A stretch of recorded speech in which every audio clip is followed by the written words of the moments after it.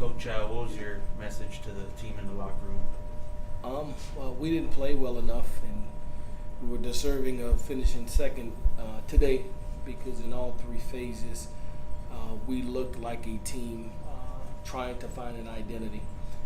Offensively, certainly, defensively at times, and special teams as well. There were some moments that flashed, but as far as consistency, and not one of the three phases of the game that I think we excel.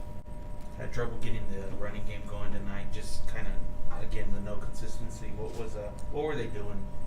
They were moving stuff that we had seen, slanting and twisting in two-man games and blitzing backers and safeties, but it was stuff that we've worked on throughout the summer, throughout camp, and it was nothing new.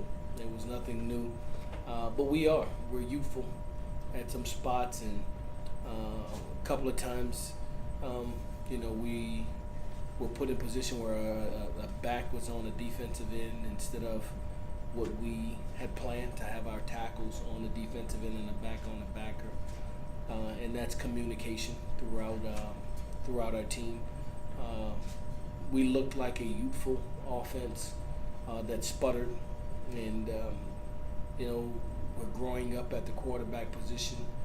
Even when we have positive games, they're only negated by sacks and negative run plays that take away from it. But the good thing is we have no other place to go but up. So I feel that we'll learn from it, we'll grow from it, and we'll get better. You assess your QB's place? Again, I think at times we held the ball a little too long and not give our receivers a chance to make plays on it.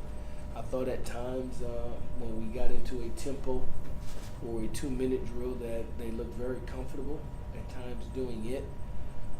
But again, ball security, both quarterbacks, are trained to have two hands on the ball, especially when they're in the grasp of a defender, and yet we had two balls on the ground from a fumble standpoint that turned it over to our opponent, and then one was an excellent call defensively, where the defensive end the first series dropped into coverage after being mugged up top, and that one was you could see that could happen. But as far as the fumbles, we can't have that. But experience is the best teacher, and I think our guys were baptized, if you will, in experience, and they'll get better from it. We'll grow from it. How do you bounce back from this loss? You watch this film tomorrow.